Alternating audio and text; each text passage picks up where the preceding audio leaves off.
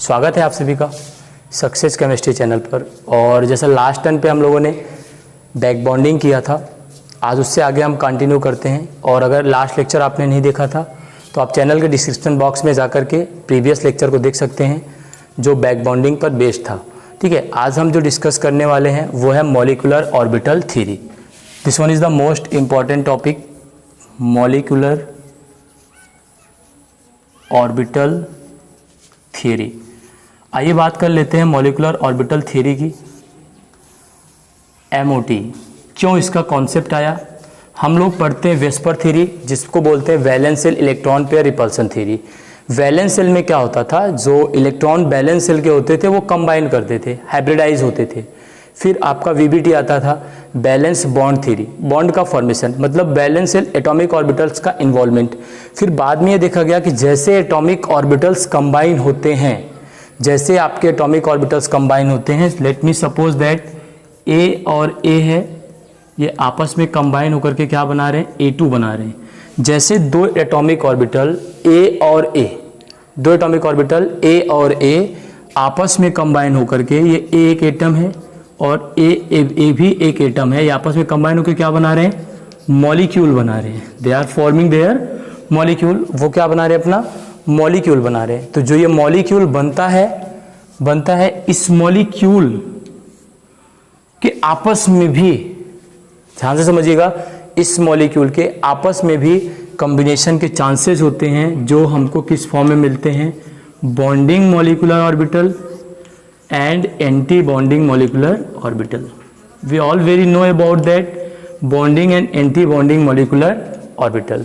अच्छा, bonding molecular orbital जो हम ऑलरेडी डिस्कस कर चुके हैं, जो बॉन्डिंग में पार्टिसिपेट करते हैं, और anti bonding molecular orbital that means anti bonding, जो बॉन्ड का फॉर्मेशन नहीं करते हैं। चलिए, ये बात हो गई।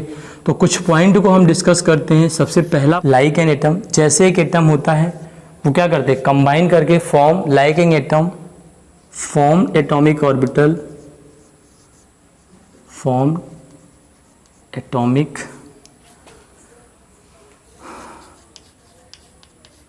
ऑर्बिटल्स, फॉर्म एटॉमिक ऑर्बिटल्स किस पे, at different energy level, at different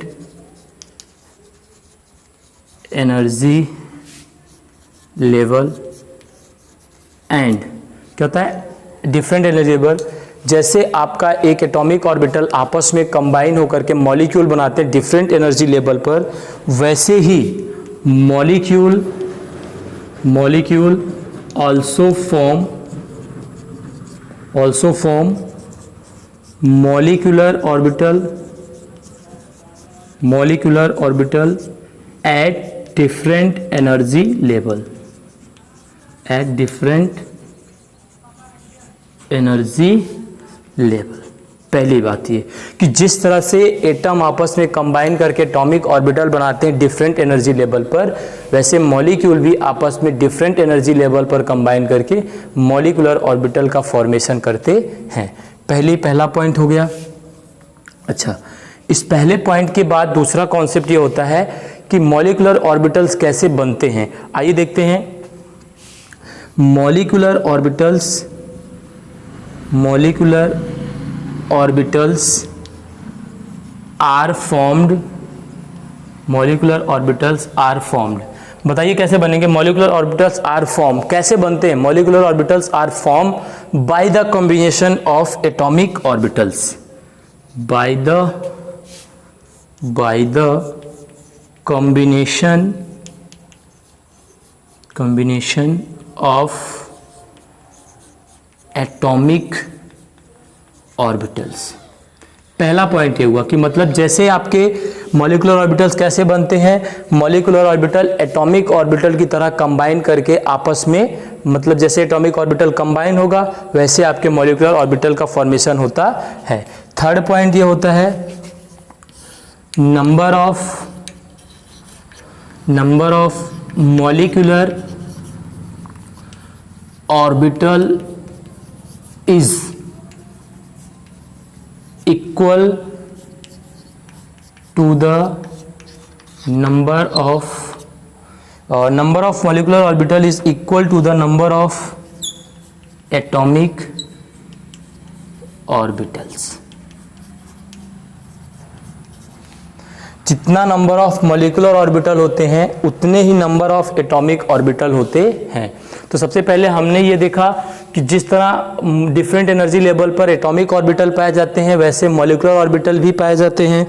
दूसरी सबसे बड़ी बात होती है कि molecular orbitals are formed by the combination of atomic orbital, atomic orbital के कॉम्बिनेशन से बनते हैं। तीसरा, number of molecular orbital is equal to the number of atomic orbital, जितने number of molecular orbital atomic के होते हैं उतने ही नंबर ऑफ मॉलिक्यूलर ऑर्बिटल भी पाए जाते हैं। चौथी बात ये हम अगर करें, जो ये फोर्थ पॉइंट है हमारा यही होता है कि जब एक मॉलिक्यूलर ऑर्बिटल बनता है तो उसमें बॉन्डिंग और एंटी बॉन्डिंग दो टाइप के ऑर्बिटल बनते हैं। In the molecular orbital two types of bonds form. पहला ऑर्बिटल होता है बॉन्डिंग मॉलिक्यूलर ऑर्बिटल और दूसरा होता है एंटी बॉन्डिंग मॉलिक्यूलर ऑर्बिटल। एक बात, अच्छा, जो बॉन्डिंग मॉलिक्यूलर ऑर्बिटल होता है, आपको एक बात पता होगी, जो बॉन्डिंग होता है वो क्या होते हैं, स्टेबल होते हैं, और जो एंटी बॉन्डिंग होते हैं वो क्या होते हैं, एंटी बॉन्डिंग अनस्टेबल होते हैं। ये बात तो आपको पता ही होगी और ये आप तो बहुत अच्छे से जानते होंगे। आप खुद, जो स्टेबल होता है उसकी एनर्जी क्या होती है, लो होती है। जो स्टेबल होता है उसकी एनर्जी क्या होती है, लो, और जो अनस्टेबल होता है उसकी एनर्जी हाई एनर्जी होती है। तो ये पहला कॉन्सेप्ट आपको समझ में आ गया कि जो स्टेबल होगा उसकी एनर्जी लो होगी और जो अनस्टेबल होगा उसकी एनर्जी क्या होती है, हाई होती है। ये चौथा पॉइंट था। पांचवा पॉइंट ये है, फिफ्थ पॉइंट क्या कहता है, द साइज, ठीक है, the size, shape, the size shape of the molecular orbital of the molecular orbital, the size shape of the molecular orbital is depend on the size of atomic orbitals।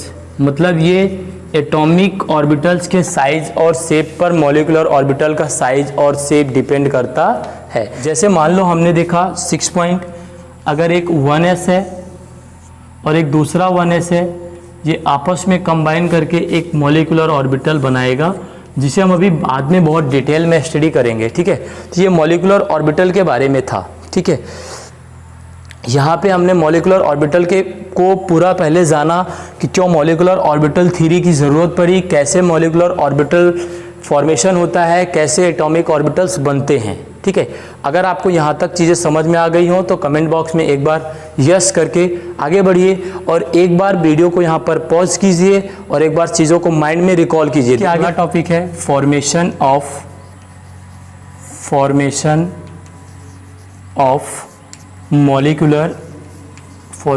Of molecular orbital. सबसे पहले हम ये देखेंगे कि formation of molecular orbital, molecule के orbital, ये जो molecular orbital बनता है इसका फॉर्मेशन कैसे होगा। इसको देखने के लिए सबसे पहले चलिए हम बात करते हैं कि ये किस मॉडल पर बेस्ड होता है। तो लिखिएगा that is based on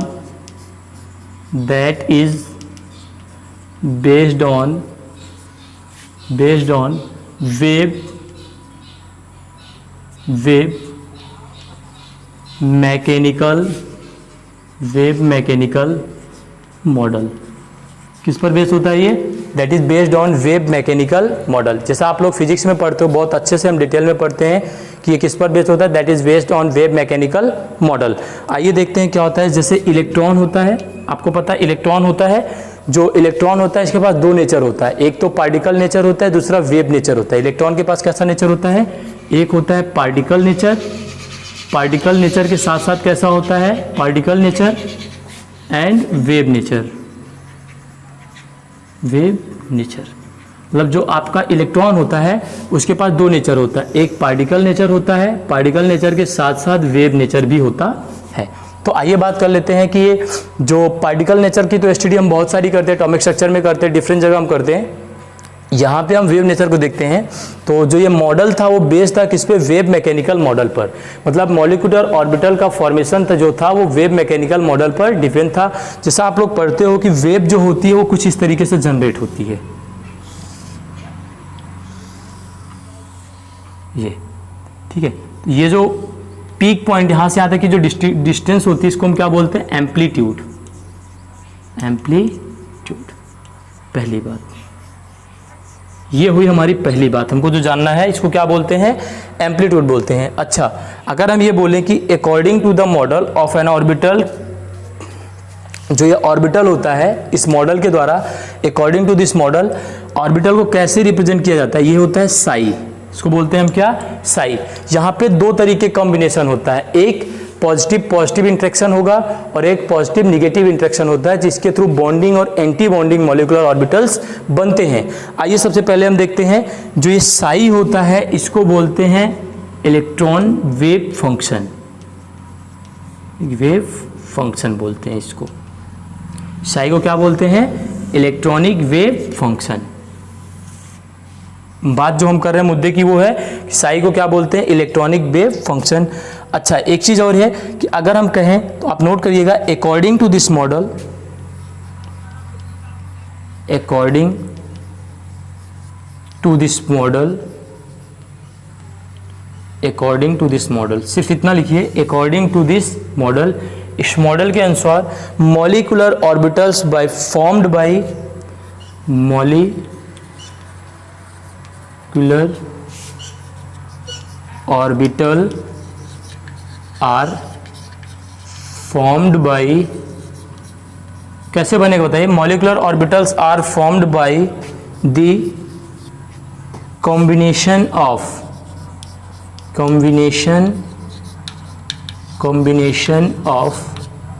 atomic orbitals.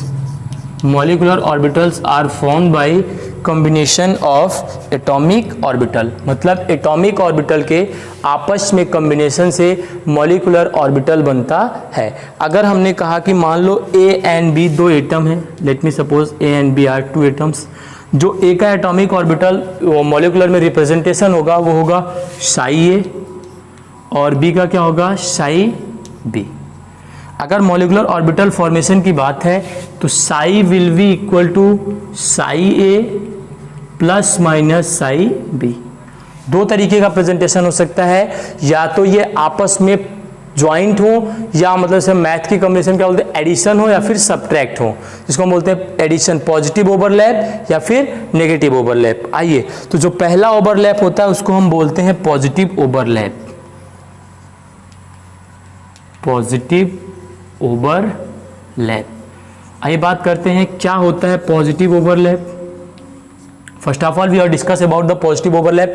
If the two molecule combine with same phases, same phase में अगर वेव के सेम फेज में कंबाइन करते हैं तो उसको हम क्या बोलते हैं, पॉजिटिव ओवरलैप। दैट मीन्स अगर साई इक्वल टू आता है psi A plus psi B, देख रहे हैं सेम फेज में कंबाइन हो रहा है, psi A plus psi B होगा, तो उसको हम बोलते हैं क्या, पॉजिटिव ओवरलैप। आइए इसको एक इमेज के थ्रू समझते हैं, एक वेव मॉडल के थ्रू समझते हैं।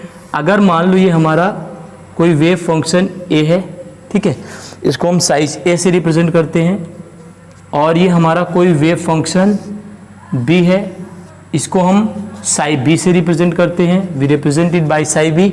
अच्छा, अगर ये आपस में कंबाइंड हो जाए, if they combined with each other then they will formed a molecular orbital. क्या करेंगे, ये आपस में कंबाइन करके एक मॉलिक्यूलर ऑर्बिटल बनाएंगे जो कुछ इस तरीके से होगा, ऐसे, जिसको हम साइज से थोड़ा, मतलब इमेज का क्या है वो बड़ा छोटा हो सकता है, बट समझने की बात है कि मान लो एक वेव आपका साई ए है, ये कोई ऐसे कोई वेव मैंने ड्रॉ नहीं की है, मैंने रैंडम ड्रॉ की है, ये साई ए है और ये साई बी है, ये आपस में क्या बना रहे हैं, साई बना रहे हैं, पहली चीज़। अच्छा, अगर ए आपस में कंबाइन होकर के साई बना रहे हैं तो हम यहाँ बोल सकते हैं कि psi will be equal to psi A plus psi B. पहली चीज़ क्या होती है, psi A plus psi B. अच्छा, इसको मैं थोड़ा इरेज करता हूँ। चलिए, इरेज करने के बाद देखिए, आइए बताता हूँ, अगर साई इक्वल टू क्या था, Sai A plus psi B. इस केस में आप क्या कर सकते हो, देखिए मैं आपको इसको फिजिक्स वाले वेव मैकेनिकल मॉडल से थोड़ा सा समझाता हूँ कि फिजिक्स के तरीके से इसे हम कैसे करते हैं। आइए, अगर इसी वाले को एक बार मैं यहाँ पे थोड़ा सही से ड्रॉ करूँ तो कुछ ऐसा आएगा, कुछ इस तरीके से ड्रॉ होगा, ठीक है। तो इसे आप थोड़ा ध्यान दीजिएगा।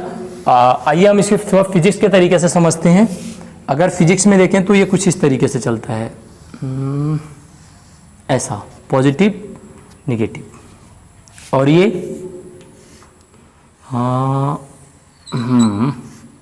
ये होता है आपका पॉजिटिव और नेगेटिव। मान लिया मैंने ये क्या है, साई ए और ये साई बी। जब ये सेम फेज में, जब ओवरलैपिंग सेम फेज में होगी उसी को हम बोलते हैं पॉजिटिव ओवरलैप। क्या बोलते हैं, positive overlap. When the overlapping will be take in same phases. जब ओवरलैपिंग क्या होती है, सेम फेज में होती है, उसको हम क्या बोलते हैं, हाँ, positive overlap. That means both the waves, लिख लीजिए आप, बोथ द वेव्स, लिखना, both the waves are in the same phase. Both the waves are in the same phase. Both the waves are in the same phase. आइए, ये तो हो गई positive overlap की बात। If we talk about the negative overlap, negative overlap ये क्या होता है, ये कुछ नहीं होता है ना, कुछ तो होगा ही नहीं है। देखिए, नेगेटिव ओवरलैप जैसे आपका पॉजिटिव ओवरलैप होता है वैसे नेगेटिव ओवरलैप होता है। That means psi will be equal to psi A minus psi B. Sir क्या चल रहा है ये साई वाई, यहाँ इसमें पता नहीं क्या क्या, मतलब आप पढ़ाए जा रहे हो। भाई क्या करें, पढ़ना पड़ता है, फिजिक्स को भी लाना पड़ रहा है। तो जो वेव, जो आपका मॉलिक्यूलर ऑर्बिटल बनेगा, that will psi A minus psi B होगा। अब यहाँ पे क्या लिखोगे, बोथ द सेम, बोथ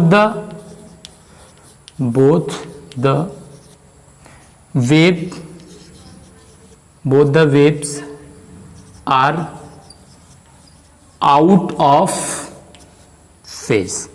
जो दोनों वेव्स होती हैं वो आउट ऑफ क्या होती हैं, फेज होती हैं, मतलब सेम फेज में नहीं होंगी। जिस तरीके से अभी हमने इसके पहले पॉजिटिव ओवरलैप में देखा, ये ए है और ये बी है, ये आपस में क्या कर रहे हैं, सेम फेज में कंबाइन हो रहे हैं। लेकिन जो नेगेटिव ओवरलैप होता है, यहाँ पर ये दोनों क्या करते हैं, एक दूसरे से आउट ऑफ फेज कंबाइन करती है। दैट मीन्स अगर इसको हम ऐसे समझें, देखिएगा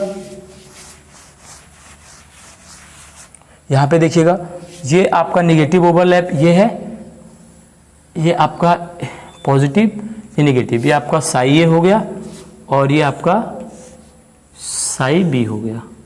जब ये कंबाइन करेंगे, देखिए ये नेगेटिव है, ये देखिए दो, जब ये आप एक दूसरे के पास आएंगे तो आउट ऑफ फेज से पास आएंगे। ध्यान से समझ रहे मेरी बात, जब ये दोनों एक दूसरे के पास आएंगे तो आउट ऑफ फेज से पास आएंगे। इसी को बोलते हैं psi equal to psi A minus psi B.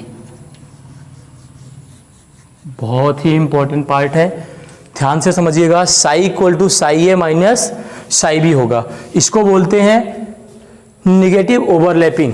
Molecular orbital theory के फॉर्मेशन में इसको बोलते हैं नेगेटिव ओवरलैपिंग, और इस वाले केस को बोलते हैं हम पॉजिटिव ओवरलैपिंग। एक बात समझते हैं, देखिए जब ये कंबाइन हो जाएंगे उसके बाद की कंडीशन करते हैं, थोड़ा सा हम उसे देखते हैं। आइए, ये कंबाइन हो गए हैं, कंबाइन होने के बाद देखो कुछ इस तरीके से बनेंगे। जो ये पॉइंट होगा ना ए और ये पॉइंट होगा बी, ये होते हैं nucleus of A and B. क्या होते हैं, न्यूक्लियस होते हैं, किसके, ए और बी के। ये ए और बी का क्या होता है, न्यूक्लियस होता है। ध्यान से मेरी बात सुनिएगा, ये ए और बी का क्या होता है, न्यूक्लियस होता है। और ये जो न्यूक्लियस होता है, यहां पर इलेक्ट्रॉन के पाए जाने की टेंडेंसी क्या होती है, zero. That means electron density क्या होगी, जीरो। अच्छा, अगर इलेक्ट्रॉन डेंसिटी जीरो होगी, एक बात बताइएगा, अगर इलेक्ट्रॉन डेंसिटी जीरो है, इसको क्या बोलेंगे हम, गौर कीजिए, थोड़ा सोचिए, दिमाग पे जोर डालिए यार, सब कुछ अभी बताएंगे। अरे नहीं, ऐसा मत करो। नोडल प्लेन, क्या बोलते हैं, नोडल प्लेन। तो यहां पर ये थी मॉलिक्यूलर ऑर्बिटल के फॉर्मेशन की बात, कि मॉलिक्यूलर ऑर्बिटल कैसे बनते हैं, कैसे पॉजिटिव ओवरलैप होता है और कैसे नेगेटिव ओवरलैप होता है। टाइप्स ऑफ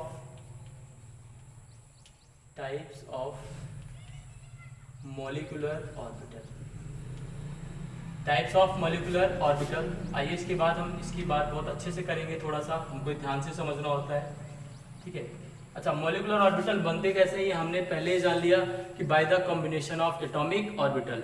जब एटॉमिक ऑर्बिटल का कॉम्बिनेशन होगा तो आपका मॉलिक्यूलर ऑर्बिटल बनेगा। इस बात से आपकी श्योरिटी है।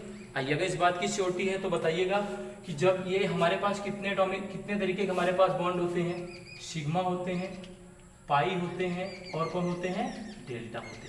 ये तो आप सभी जानते हैं, सिग्मा होते हैं, पाई होते हैं और डेल्टा होते हैं। चलिए देखिए, अगर हम आपको बताएं कि एस और एस में ओवरलैपिंग अगर होगी, अगर एस में ओवरलैपिंग होती है तो जो ऑर्बिटल बनेंगे वो कौन होते हैं, sigma S and sigma star S. जो एस होता है इसको बोलते हैं बॉन्डिंग, मतलब जिसपे स्टार नहीं होता उसे बॉन्डिंग बोलते हैं। और ये जो स्टार होता है ना, स्टार का मतलब आप समझते हो ना, कुछ इस तरीके से स्टार। यार देखो फिर नहीं बन रहा है हमसे, आप आओ ना बना दो।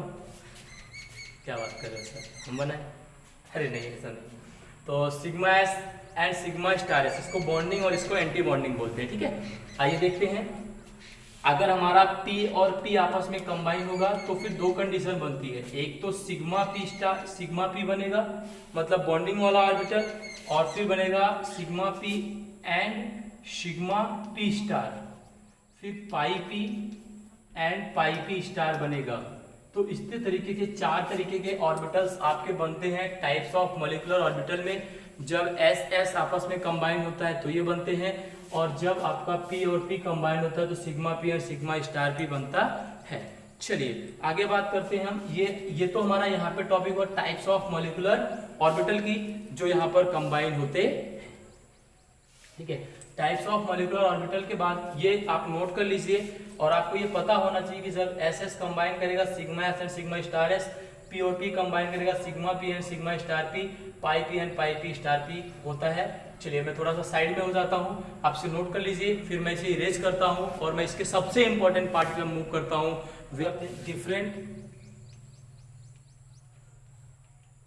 Different energy level of molecular orbital. Different energy level का हम यहाँ पे डिस्कस करेंगे, ठीक है। आइए बात कर लेते हैं कैसे होगा ये। सबसे पहले इस चीज को हम देखते हैं, आइए बात करते हैं इसकी, डिफरेंट एनर्जी लेवल पर मॉलिक्यूलर ऑर्बिटल का फॉर्मेशन। देखिए ये सबसे पहली बात हमको जानना है कहाँ तक वैलिड होता है। This is valid only for z equal to 10, that means up to 20, क्योंकि मॉलिक्यूल बनेगा तो एटम से कंबाइन हो चुका होगा, that will fix at up to 20। पहली चीज जो सबसे इंपॉर्टेंट बात है, मुद्दे वाली बात है, वो ये कि this is valid up to z equal to 10, और मॉलिक्यूल होता है तो अप टू 20 तक ये वैलिड होगा। दूसरी चीज लिखिएगा, in the formation of molecular orbital, the electron filling will be takes place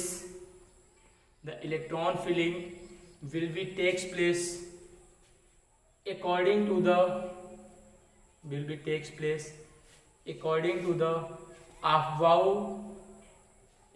the Aufbau and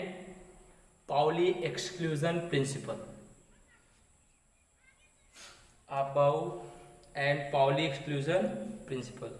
देखिए अगर हम एनर्जी की बात करें, देखिए हम आपको सिंपल सा कॉन्सेप्ट बताते हैं, जो हमको सोचना होगा वो हम बाद में सोचेंगे, अभी हमको जो सोचना है वो अभी सोच लेते हैं। ये क्या हुआ, और कभी ये मत सोचा करो कि बगल वाला क्या सोचे, क्योंकि बगल वाला वही सोच रहा है कि बगल वाला, अभी तो ऑनलाइन में कौन बगल में है यार, कोई तो बगल में नहीं है, सब तो पास पास बैठे हुए हैं ना। अरे पास पास कैसे, सब अपनी अपनी जगह पे बैठे हुए और अपने घरों में, कोई बात नहीं। आइए बहुत हो गई बातें, पहले अपने टॉपिक पे मूव करते हैं। बहुत इंपॉर्टेंट टॉपिक है, डरना नहीं है बिल्कुल, बने रहना है। देखिए अगर हम बात करें सबसे पहले 1s की, तो आपको पता है आब्बा रूल क्या कहता है, lower energy to higher energy. इतनी तो हमको सेंस है ना। n+l रूल थोड़ा सा रिवाइज करा देते हैं। What is the n+l rule, कहीं भी फंसो n+l रूल लगा लो, जिसके लिए n+l क्या होता है, क्वांटम नंबर होता है s_p_d_f। s के लिए l की वैल्यू होती है 0, p के लिए होती है 1, d के लिए होती है 2, f के लिए होती है 3, और n तो होता है principal quantum number. Principal quantum number जिसके लिए n+l की वैल्यू होगी ज्यादा उसकी एनर्जी होगी ज्यादा, पहली चीज। और दूसरी चीज, अगर n+l की वैल्यू है सेम तो उसके लिए होगी एनर्जी ज्यादा जिसके लिए वैल्यू होगी n की ज्यादा। जैसे हम बात कर लेते हैं 4s एंड 3d की। 4s एंड 3d में पता है 4s के लिए n+l क्या होगा, n है 4, s है l की वैल्यू 0, इसके लिए n+l क्या आएगा 4। 3d के लिए क्या होगा 3 प्लस d की वैल्यू कितनी होती है l 2, तो देखिए 3d के लिए n+l कितना आएगा 5, देख रहे हैं। तो 4s के लिए जो n+l है, 4s के लिए जो n+l है वो कितना आया 4, और 3d के लिए n+l कितना आया 5। अब आप बताइए जब 3d के लिए n+l आया 5, 3d के लिए n+l आया 5 और 4s के लिए n+l आया 4, तो किसकी एनर्जी ज्यादा होगी, 3d की एनर्जी ज्यादा होगी। दैट मीन्स इलेक्ट्रॉन पहले किस में भरे जाएंगे 4s में, तो ये एनर्जी का सीक्वेंस है।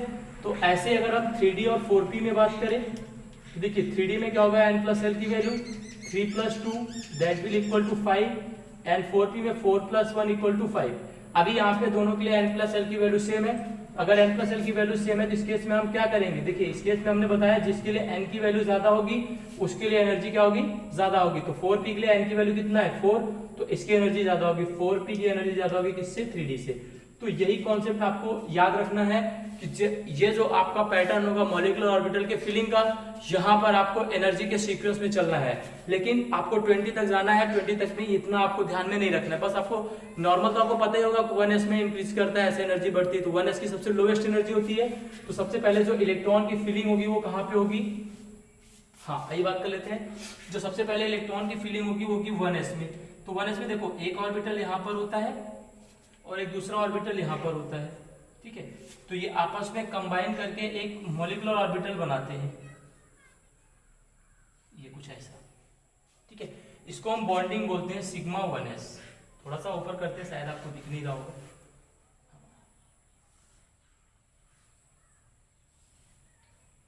Sigma 1s। अच्छा ये जब एंटी बॉन्डिंग में जाएंगे थोड़ा सा छोटा ऐसे यहाँ पे सिग्मा स्टार 1s। ये तो आप सभी को पता है सिग्मा 1s और सिग्मा स्टार 1s में किसकी एनर्जी ज्यादा होगी, जी हाँ बिल्कुल, सिग्मा 1s की कम होगी, सिग्मा स्टार 1s की ज्यादा होगी। तो ये तो हमने बना लिया। बोर्ड में थोड़ा सा जगह कम है, इसे आप नोट कर लीजिए। ये सबसे नीचे होगा, सबसे नीचे होगा। इसके ऊपर देखो क्या होगा, इसके ऊपर आपका होगा 2s में एक ऑर्बिटल इधर से और एक ऑर्बिटल 2s का इधर से कंबाइन करेंगे, क्या बनाएंगे जरा देखो, कलर चेंज करना पड़ेगा मुझे थोड़ा सा। ये होगा आपका सिग्मा 2s और फिर ये कंबाइन करेंगे क्या बनाएंगे, सिग्मा स्टार 2s। ध्यान से समझिएगा। और ये थोड़ा सा आपको दिख नहीं रहा होगा, सिग्मा स्टार 2s। तो ये तो हो गई किसकी बात, 1s की और 2s की। आपको 1s और 2s में प्रॉब्लम नहीं आती है, प्रॉब्लम आती है हमको पाई के फिलिंग में। आइए पाई, इसको आप बना लीजिए। इसके ऊपर मुझे बनाना है, मैं इसे पूरा इरेज करूंगा, फिर इसे बड़ा सा ड्रॉ करूंगा, ठीक है। मैं इसे इरेज कर देता हूं, ठीक। आप जब भी मैं इरेज करने को बोलूं तो आप वीडियो को पॉज कर लिया करो, पॉज करके बना लिया करो। इसलिए मैं बगल हो गया था कि आप वहां से उसको पॉज करके बना लो, ठीक है। अब उसके ऊपर आपको ड्रॉ करना है। सबसे पेज के नीचे में हमने 1s को ड्रॉ किया, फिर 2s को ड्रॉ किया, वो अंडरस्टूड होता है, वो सबके लिए कॉमन होगा, वहां पे कोई चेंजिंग नहीं आती। जो आएगी चेंजिंग अब आएगी।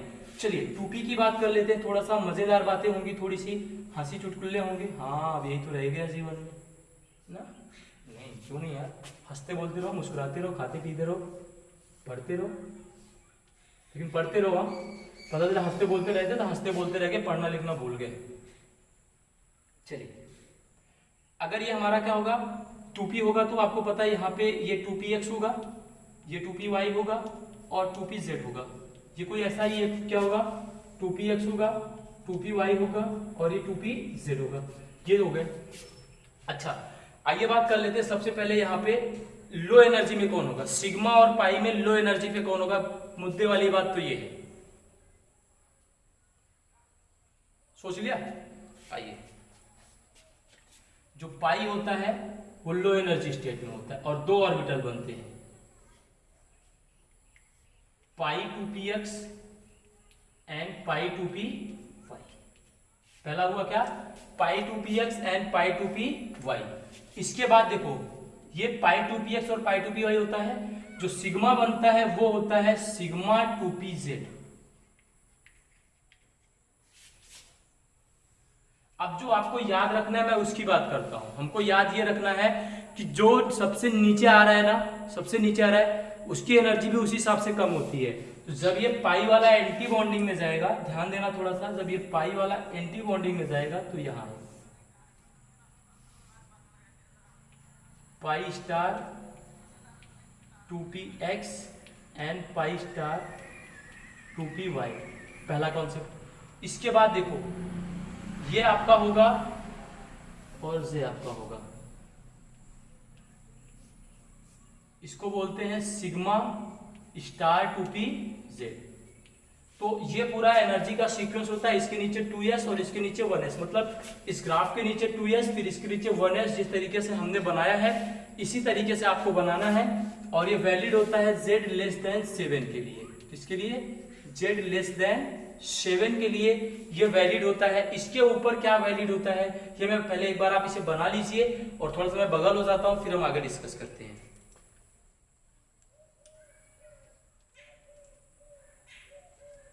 बना लिया आपने? चलिए, तो ये सिग्मा 2pz होता है, पाई 2px एंड पाई 2py। तो सिग्मा स्टार 2pz सबसे ऊपर आता है। ये z लेस देन 7 के लिए वैलिड होता है। लिख लीजिएगा वैलिड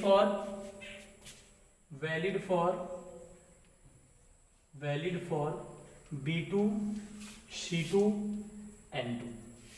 किसके लिए?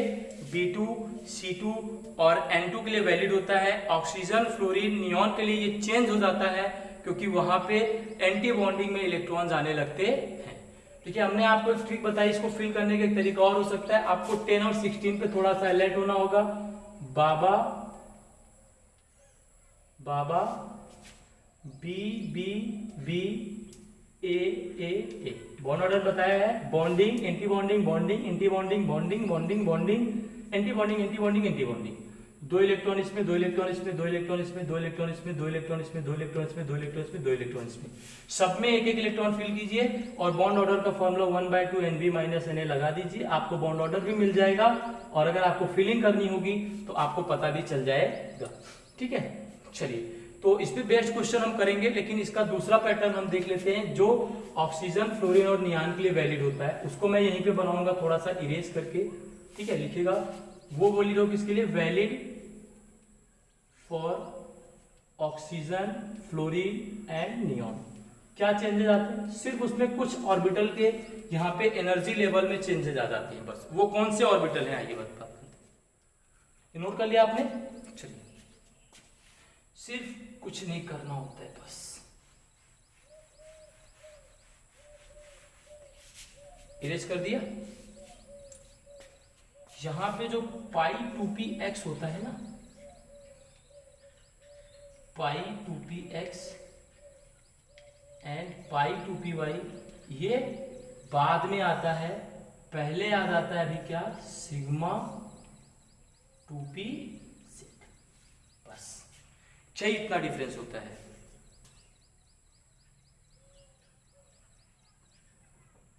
तो ये हम बोल सकते हैं कि ये z ग्रेटर देन 7 के लिए वैलिड होता है और इसके पहले वाला जो था वो z लेस देन 7 के लिए वैलिड था। अदर विल बी सेम, बाकी सभी सेम हो गए, सिर्फ इसी में चेंजिंग आती है, सिर्फ इसी दो में बस, और कहीं कोई चेंजिंग नहीं आती है। ठीक है, तो यहां तक ये था मॉलिक्यूलर ऑर्बिटल का एनर्जी लेवल डायग्राम। और इस पर बेस्ड मैं आपको 1-2 क्वेश्चन दे देता हूं, वो आप ड्रॉ कीजिए। आपको बॉन्ड ऑर्डर निकालना भी आना चाहिए, बता देता हूं मैं। H2 molecule, H2 He2